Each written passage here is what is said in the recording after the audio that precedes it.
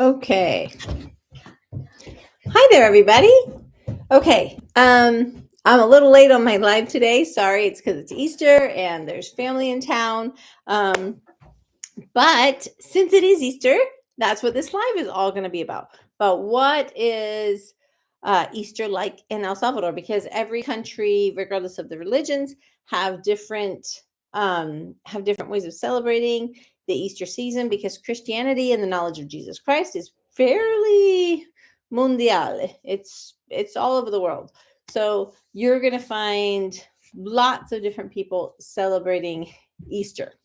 So this is going to give you a little bit of a heads up of what you can expect and how living in El Salvador, especially if you're an expat, is different from living up north in the U.S.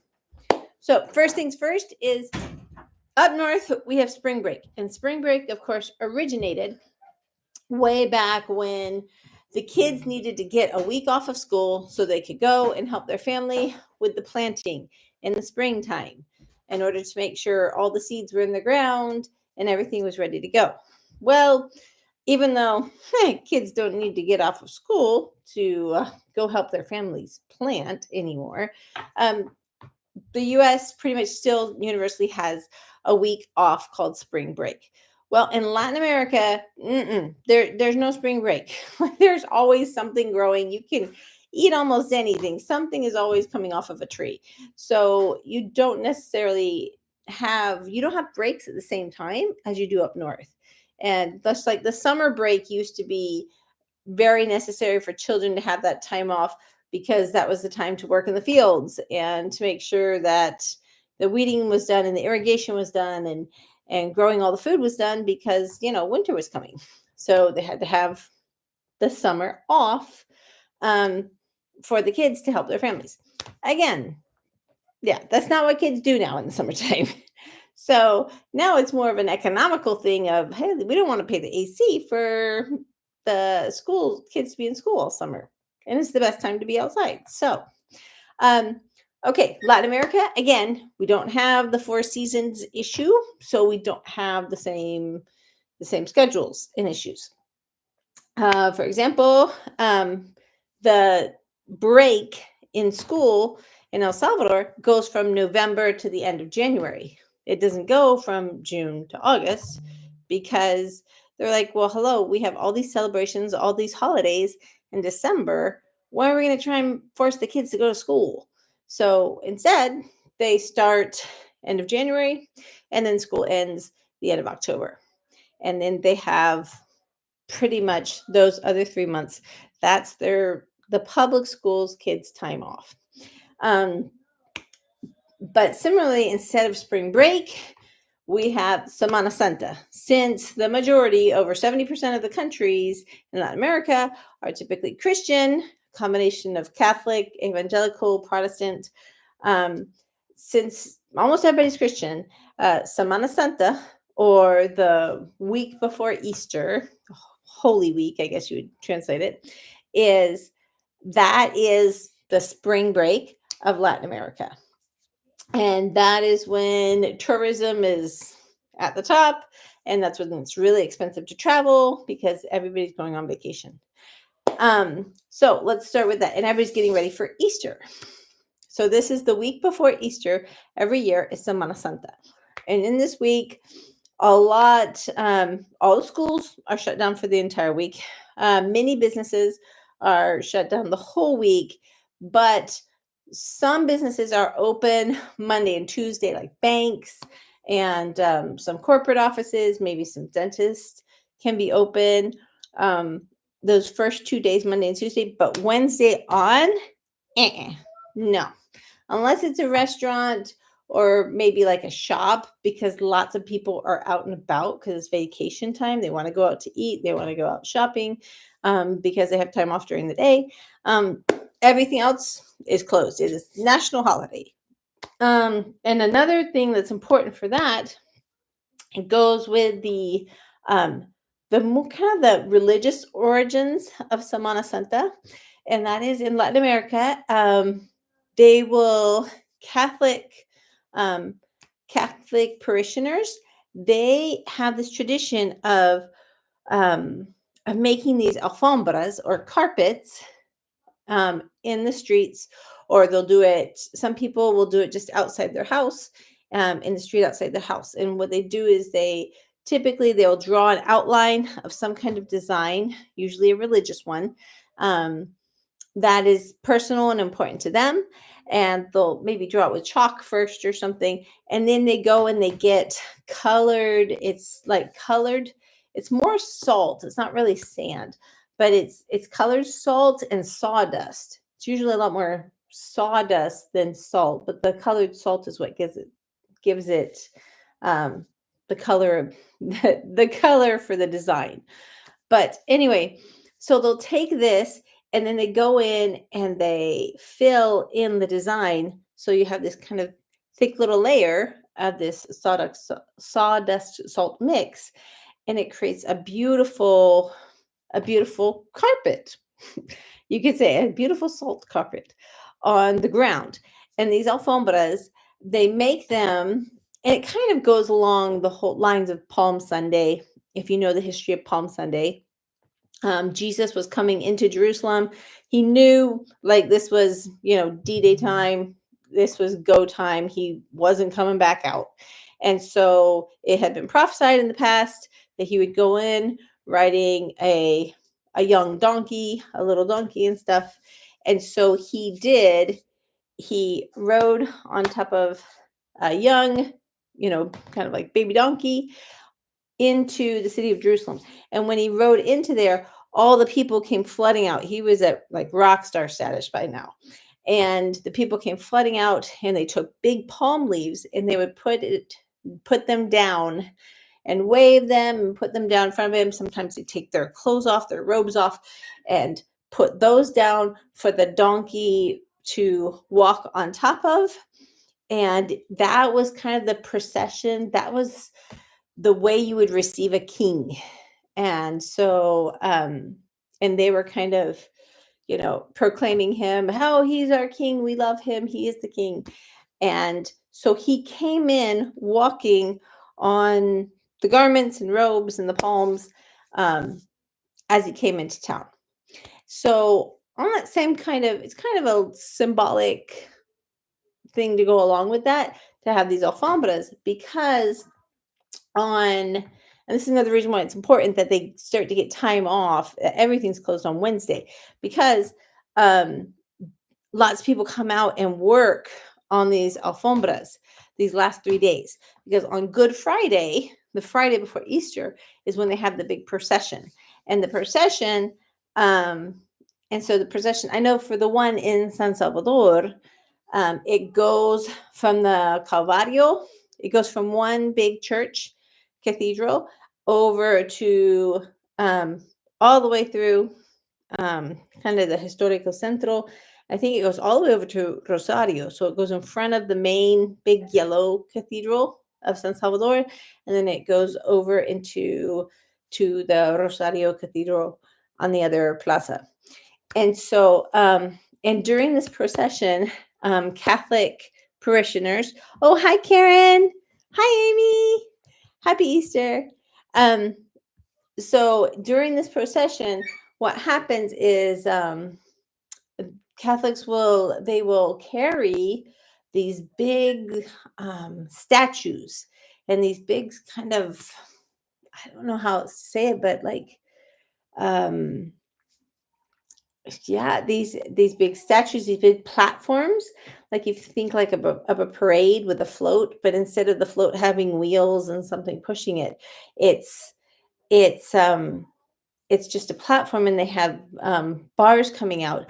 And so parishioners and stuff, they'll carry the bars, and they'll carry these statues and idols um, through this processional, and they'll walk on top of the carpet and over the carpets. So usually everybody goes before Friday to make sure you can see the beautiful liturgical art that these carpets a lot of times are and can be. And then the procession goes through. And for a devout, Orthodox Catholic, it's very important a very, very important kind of ceremony that they participate in.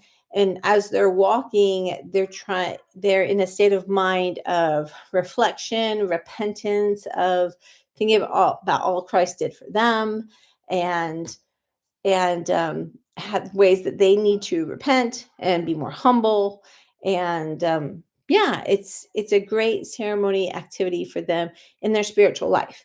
And but the thing is, it's kind of become, even though it started as more of a religious thing, it's kind of becoming more and more cultural rather than religious. Like before, the alfombras used to be all kind of religious art.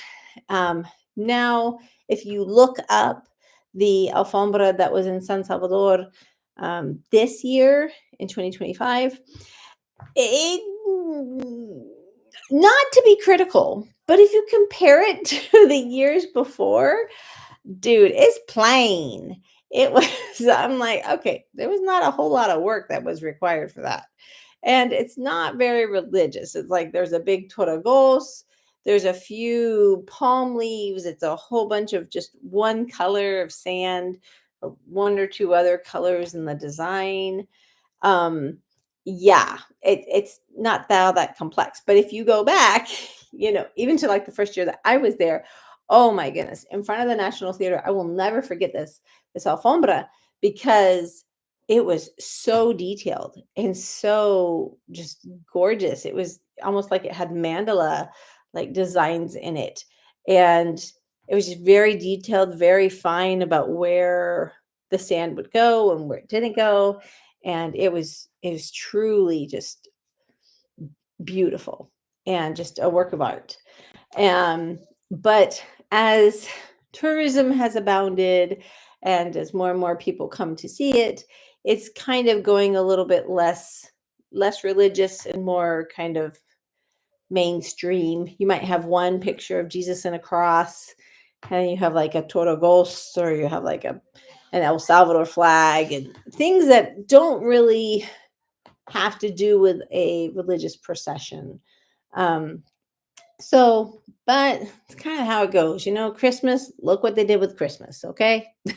Supposed to be celebrating Jesus' birthday, and now it's kind of become a all-out consumerist, just crazy house town. So, and I don't know a whole lot of people that are thinking about Jesus on Christmas morning. Just saying. But anyway, moving on.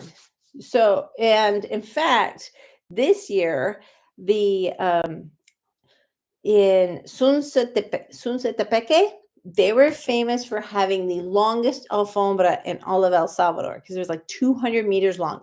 Beautiful, very detailed. They had lots of different scenes um, on their alfombras. But this year, for some weird reason, the Centro Histórico, they wanted to like one up it.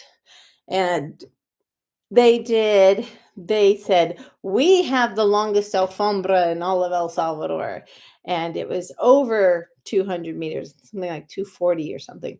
But I'm just saying, it was really plain. If you're just going for distance, fine, go for distance. But if you're going for quality, you might want to step it up, Mario Duran. Just saying. Um, anyway, let's see. So then Sunday comes. So they have the procession Friday night. And then Saturday, everybody's out with their family. And everybody's at the beach. Everyone's vacationing. There is no traffic at all in San Salvador. And that's rare. So yeah, it's awesome. Everybody's all hanging out. And then Sunday comes, and usually a lot of people will go to a religious service. They'll go to mass, or they'll go to the special Easter service in their evangelical church or their Protestant church. And then after that, but it's usually it's not a service like every other Sunday kind of service. It's usually a special Easter service. And then after that service, people will go out again to be with family, and they'll eat specific foods. And the foods they eat at Easter is they'll usually have pescado envuelto en huevo. So it's like fish. It's like a fried fish that's got like a egg batter kind of on top. And then another big thing they have is torrejas. And a torreja salvadoreña, it's kind of like let's see, it's like a French toast that's just soaked in honey. That's the best way I can describe it. So yeah, you're gonna get a sugar high, that's for sure, if you try a torreja. Um, I'm not big on crazy sugary stuff, so I don't need them that much. But that is typical Easter food. Um, then let's see what else is there. So yeah, nope. And so that's just it. And the Sunday's kind of like things to chill and calm down a lot. There's usually a lot of traffic along the beach. We went to the beach the night of Good Friday, and it was packed. The beach was crazy packed. And the thing is, the surf was actually really dangerous. All the lifeguards had the red flags out, and red flags means don't go in. And so people were going in like up to just like their knees, at most, their thighs. But nobody went in higher than that because just the undertow is really strong.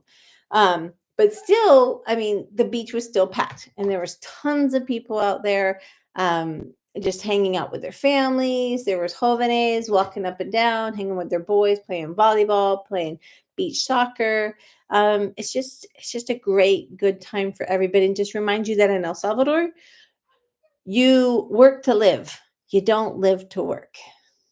There's just people aren't as stressed down here because that's what they live for. They live for these vacations, these times of getting together, and they just value relationships oh, way much more. That's great English. A whole lot more than I guess sometimes in our gringo culture, it's all about checking boxes of, okay, did I go on vacation? Did I get my massage? Did I do this? Did I do this adventure?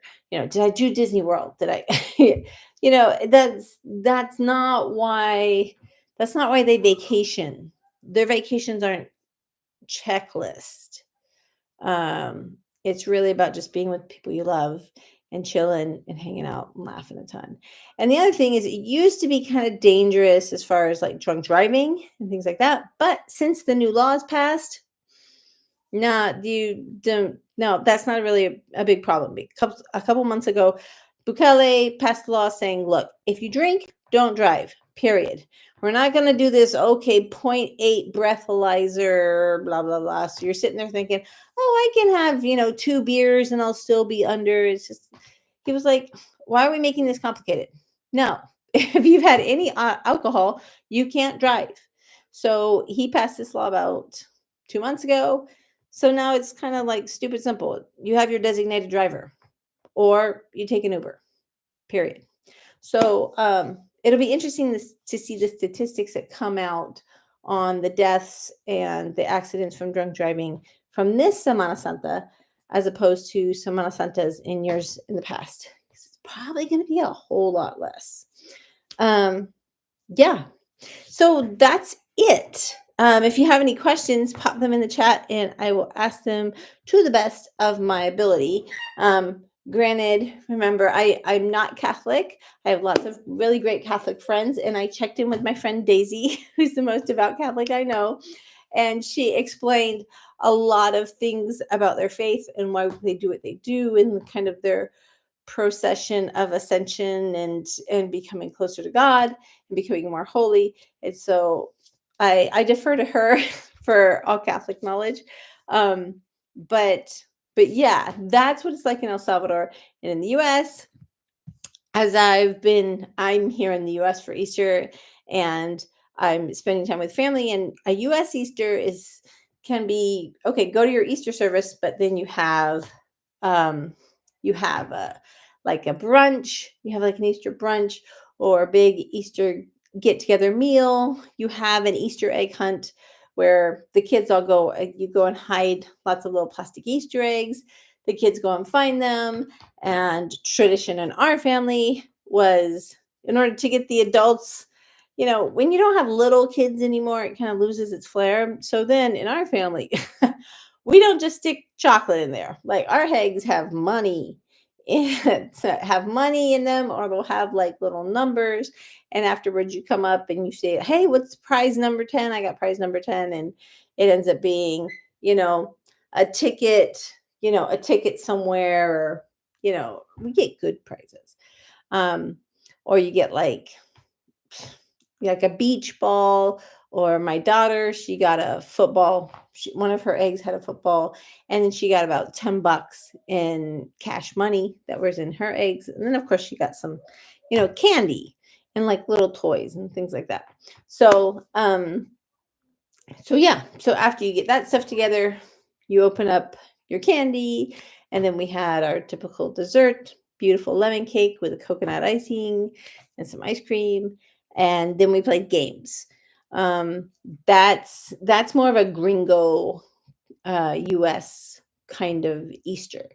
Um, it's hanging out with family, playing games, doing a gringo kind of party. There's not a lot of loud music. There is everybody kind of just mingles and eats, and there's usually a big like smorgasbord, a wide variety of foods for like everyone's different diet style. Um, and yeah, maybe a little bit of an Easter hunt, maybe a little bit of a bingo game or something like that, or some kind of Easter themed game.